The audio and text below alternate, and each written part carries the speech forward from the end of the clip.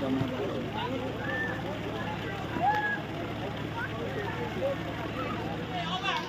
नम्बरको कार्यक्रम यहाँनिर मुहान मानेर यसलाई मुहान त होइन मुहान त माथि लानुपर्छ सबैजना जान सकिँदैन यो पिपलको फेदलाई आजको मुहान मानेर हामी यहाँ पहिलो नम्बर विधिवत रूपमा पूजा गर्नु गइरहेको छौँ है एकछिन समय लाग्छ रजवालेर अगाडि धानको बिउ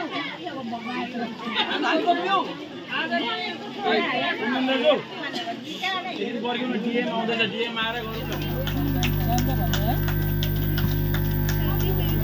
धेरै धेरै धन्यवाद छ नानीहरूले खदा लगाएर सबैलाई स्वागत हुँदैछ हाम्रो श्रीमान डिएम सर श्रीमान एसपी बाल सुब्रमण्यमजी उहाँलाई सधैँ मैले न्युजमा सम्बोधन गरिरहेको आज प्रत्यक्ष यहाँ अगाडि सम्बोधन गर्न पाउँदा मलाई पनि गर्व लाग्यो कार्यक्रमबाट अगाडि बढाउनु गए भूमि पूजाको कार्यक्रम भइरहेको छ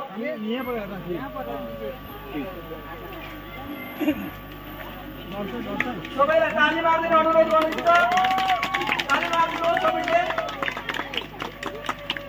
नानीहरू हिलोमा खेलिरहेको दृश्य छ यहाँ पूजा आजा भइरहेको दृश्य छ र आगन्तुकहरू पनि भर्खर भर्खर खचाखच भइँदै गइरहेको छ मलाई पनि अगाडि आएर बसिदिनु म आसन ग्रहण गर्नु अनुरोध गर्न चाहन्छु यस्तै प्रकारले सावित्री राई कर्माध्यक्ष हुनुहुन्छ उहाँलाई पनि अगाडि आएर बसिदिनु श्रीमान कर्माध्यक्ष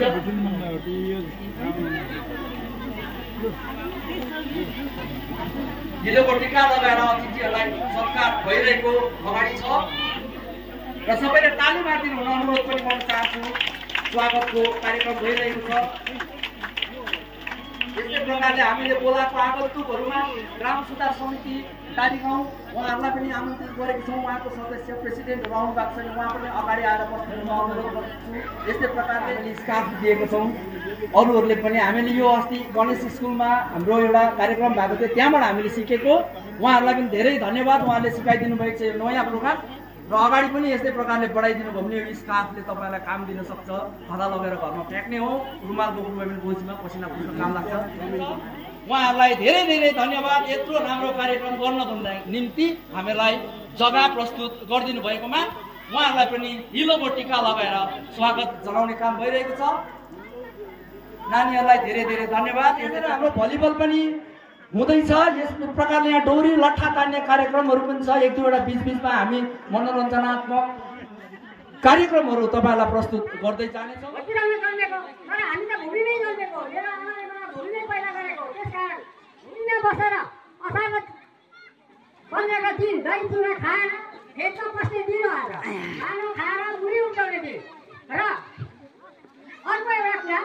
हामीले असार 15 सम्झिँदै असारको 8 गतेलाई सम्झिनु अत्यन्त जरुरी छ किनभने यो असारको 8 गते मैले कतिजना सोद्धाखेरि कसैलाई प्रायः थाहा छैन असारको 8 भनेको भूमिको काम नगर्ने दिन त्यो दिन चाहिँ भूमिलाई रजस्वला भएको हुन्छ भूमि बिमारी हुन्छ त्यो बिमारी भएको दिन भूमि फुटेको हुन्छ भूमि फुटेको दिन आकाश गर्जेर पानी आउने गर्छ पानी आउने भएपछि मुहानमा हाम्रो पानी प्रशस्त मात्रामा हुन्छ त्यो पानीलाई व्यवस्था गरेर आजको दिन हामी मानव खाएर मुडी उब्जाउनको लागि दही चिउरा कथा केरा खाएर हामी हिलोमा बस्ने दिन हो त्यो दिनलाई हामीले अत्यन्त महत्त्व दिँदै आजको दिन यस भेटमा टाढी गाउँ यो हाम्रो टाढी गाउँ र विकसित गाउँको सङ्गमलाई लिएर यो टाढमा यो विशाल कार्यक्रमको आयोजना गरेका छौँ र एउटा कुरो के भने हामीले यहाँ जुन चाहिँ आज धान रोप्छौँ एकदम व्यवस्थित तरिकाले पुरा अहिलेको हिसाबमा पहिला गोरु थियो अहिले ट्र्याक्टर छ किनकि अहिले हाम्रो गाउँमा गोरु दुईवटा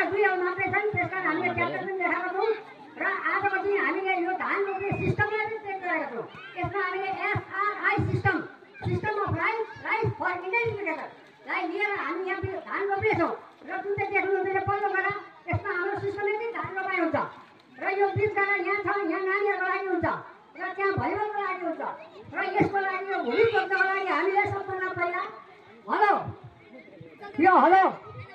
गोरुको लागि जुवा र गोरुलाई हल्लु र जोतारोले हामीले संरक्षण गरेर खेतमा निकालेछौँ गोरुले घाँस खान्छ भनेर मोला हिलो मिलाउने फ्याउरी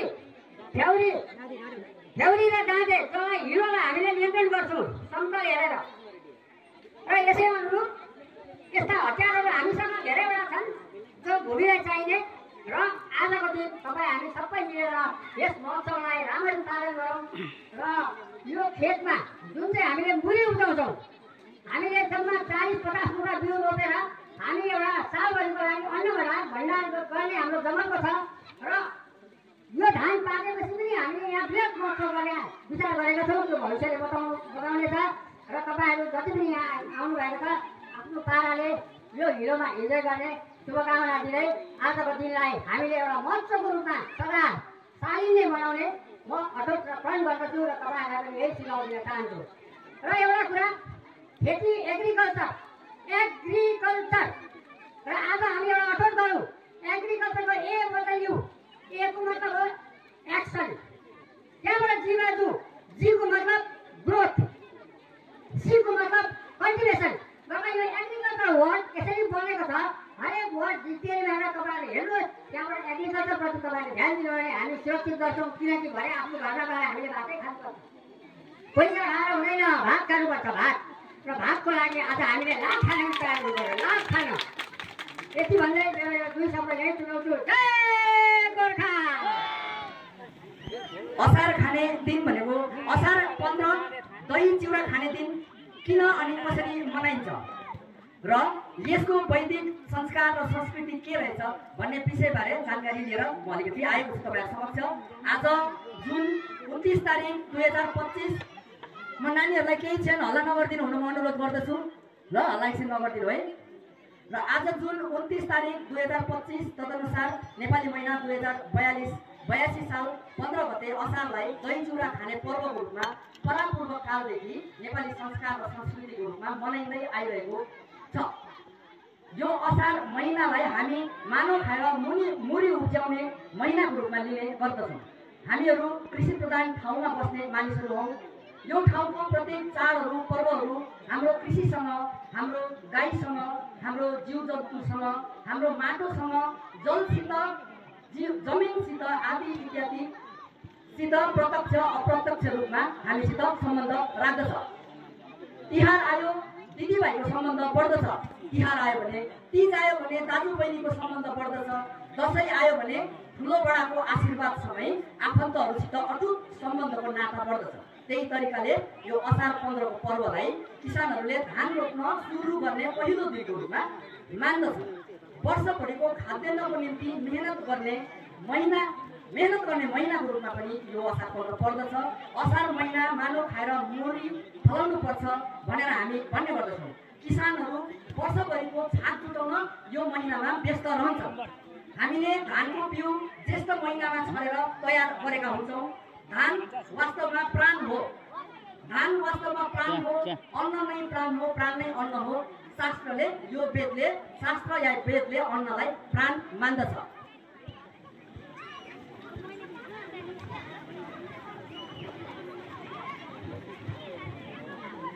यो अन्न फलाउनका लागि यो सृजना गर्नका लागि काम गर्ने शक्ति प्राप्त गर्नका लागि अनि किसानको सम्मानका लागि यो दिवसको मान्यता रहेको बुझ्न सकिन्छ। विशेष गरेर 14 गते असार 15 को एक दिन अगाडि नै खेतमा पानी लगाई हिल्याउने काम गरिन्छ। जुन हिजो हामीले गरेको थियौँ यहाँ हिल्याएर अगाडि दिनुपर्ने काम गरिन्छ। आली लगाउने काम गरिन्छ। बिउ काट्ने काम गरिन्छ। एक दिन अघि त्यति कामपछि रोपाइको दिन पुरुषहरू एकातिरबाट खेताला आउँछन्। पुरुष खेतालाहरूलाई पाउसे भनिन्छ भने अर्को पक्षतिरबाट नारी समूह आउँछन् जसलाई रोपारे भनेर हामी बुझ्दछौँ। पाउसेहरूले कोदालो लिएर आएको हुन्छन्। छेउमुना मिलाइकन अनि बिचमा सम्याउनेले पाउसे खेतालाले फ्याउरीले सबैतिर मिलाएर सिधा बनाउँछन्। कोदाली बोक्ने पाउसे खेतालालाई आली लगाउने भन्दछन्। काम सुरु गर्न अगाडि खेतको मालिकले पानी उम्रिने ठाउँमा सिममा गई पूजा गर्ने चलन छ। त्यस पछाडि जमिनको पूजा गरिन्छ। यस पूजाले राम्रो फसलको कामना र भूमि माताप्रतिको सम्मान व्यक्त गर्दछ। नारी समूहबाट आउने खेतालाहरूलाई रोपार भनिन्छ।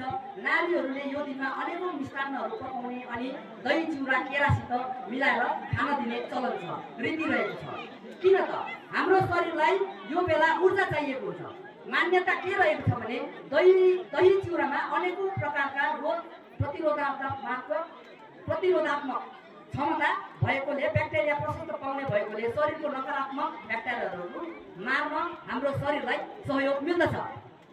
लामै बोले दही चिउराको प्रयोगले भोक पनि ढिलो लाग्ने जस्ता गुणकारी भूमिकाहरू रहेको खेतालाहरूलाई आडिलो खानाको रूपमा दही चिउराले फाइदा रहेको छ। आमा नारी समूहहरूले सबै खेताला बाउसे रोपाहरूलाई दही चिउरा खुवाएपछि सबै जमिनमा छुपु छुपु हिलोमा निस्केर बाउसेहरूले हिलो बनाउन लाग्छन्। उहिलेको पालामा त पञ्चे बाजा बजाएर हिलो खेल्ने असारे गीत गाउँदै धान रोप्ने चलन थियो रे। छुपुमा छुपु हिलोमा धान रोपेर छोडौला, बनाई कुलो लगाई पानी आएर रोपौला जस्ता गीतहरू गाएर खेतमै रमाइलो गरिन्थ्यो रे। ती बेलाका खेती गराइमा आफ्नो छुट्टै मौलिकता अनि संस्कृति रहेको हामी पाउँदछौँ। यतापट्टि बाउसेहरू पनि के कम हुन्छन्, उतापट्टिको रोपारहरूलाई हिलो छेप्न थाल्छन्। खाडल बनाई रोपारेहरूलाई धान रोप्दै आउँदा त्यो खाडलमा रोपारेहरूलाई पसाउँछन्। चिस्किँदै गाउँदै हिलो छेपा एउटा गाउँको छुट्टै प्रकारको रमाइलोपनहरू यस असार 15 महिनामा रहेको हामी पाउँदछौँ। हिलो छापाछापमा आफ्नो एउटा दन्त्य सत्य लुकेको छ। हिलो छापाछाप गर्नाले शरीरको अनेकौं प्रकारका छालाजन्य रोगहरू, विभिन्न प्रकारका लुतो घाउहरू, चिलाउने रोगहरू निवारण निको हुने गरेको मान्यता पनि रहिआएको रहेछ। आयुर्वेदले त के भनेको रहेछ भने 5 प्रकारको प्राकृतिक औषधिहरू क्रमैले सुदीद्वारा भनेको घाम तापेर घामको इनर्जीबाट लिने उपचार, माटो शरीरमा लेपेर गर्ने औषधिको उपचार, हावाद्वारा शरीरलाई प्रभावद्वारा हावाको श्वास प्रश्वासद्वारा गरिने औषधि, पानीद्वारा गरिने उपचार अनि तेल सिलमा दलेर मालिस गर्ने औषधिको रूपमा यस्ता अनेकौं प्रकारको उपचार मध्येमा यो हिलो माटोको छ्यापाछ्यापले यो शरीरको अनेकौं छालाजन्य रोगहरू नष्ट भएर जाने एउटा ध्रुव सत्यको मान्यता रहिआएको रहेछ। यो हाम्रो एउटा बौद्धिक परम्परा हो।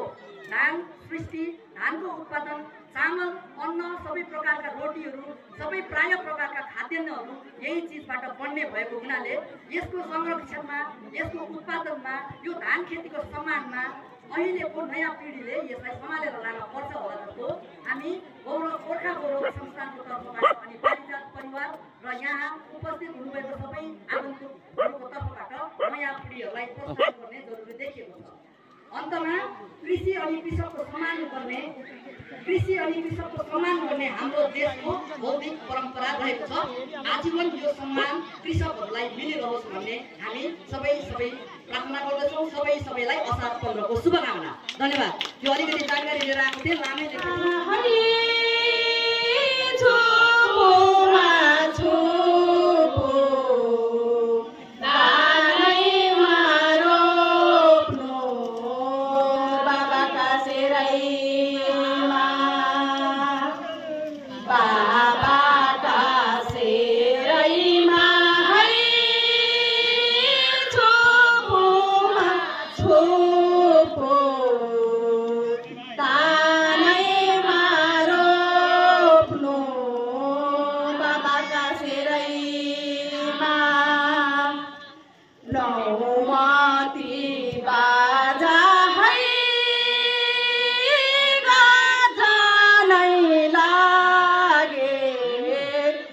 बस्ती फेरैमा बस्ती फेरैमा है नौमती बाजा गर जानै लागे बस्ती फेरैमा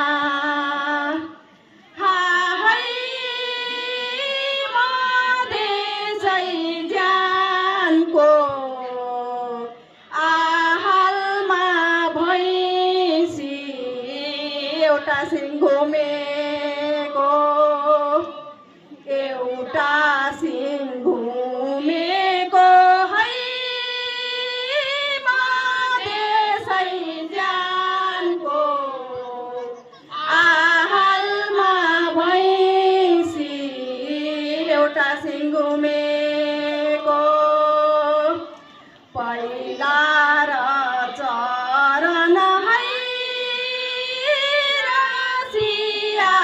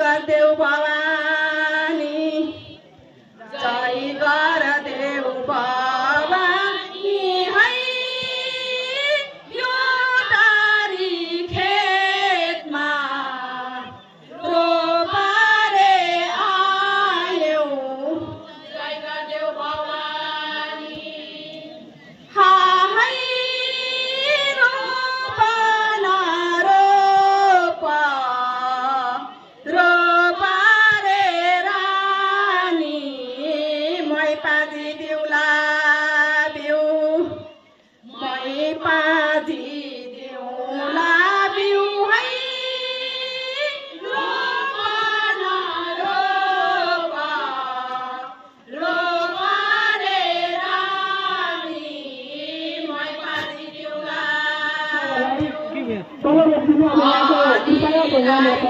यहाँनिर नबढाइदिनु त्यो मेलोलाई कृपया भनिरहेको छ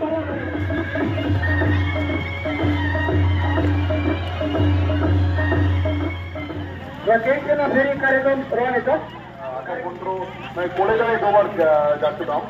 जो धान काटने का समय जो होता है कोलेदा में मैं गया, कोलेदा वो गुरुबदान में। बट असर पोंड्रो मैं सुनता था बट आगे नहीं आ पाया।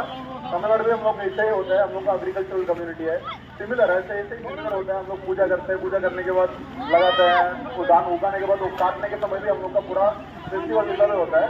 सेम सिमिलर थिंग हम लोग का मेरा ये पर्टिकुलर ये चीज़ है ना, हम लोग का ट्रेडिशनल वेज ऑफ एग्रीकल्चर इसको आगे बढ़ा के लेके जाना पड़ेगा। एक साथ में मिलकर हम लोग काम करना है।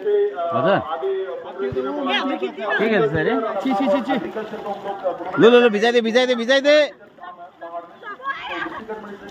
डिपार्टमेंट से हम लोग सभी को इसमें कन्वर्ट करा के काम करा रहे हैं। तो आज बहुत अच्छा लगा, बच्चा लोग इतना इसमें पूरा लेके आके हम लोग का पूरा सामान किया।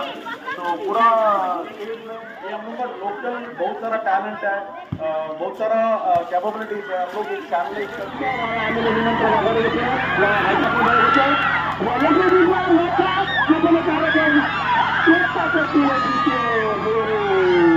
जितने थोड़ी नाचे आपने मेरे लड़े